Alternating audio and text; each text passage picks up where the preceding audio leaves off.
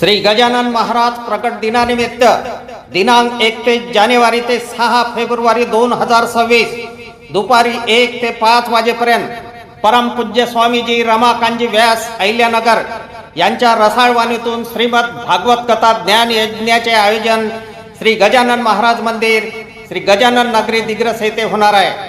भाविक भक्तांनी कथेचा अवश्य लाभ घ्यावा।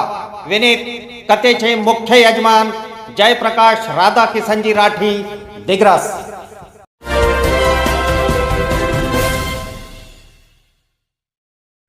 नमस्कार, मी सुरेश चिरडे। आपण पाहतात महाराष्ट्र 24 न्यूज। दिग्रस येथे माकडाचा हल्ला, तिघे जखमी। दिग्रस शहरातील यादगार चौक येथे माकडाने हल्ला केल्याने तिघे जखमी झाले आहे।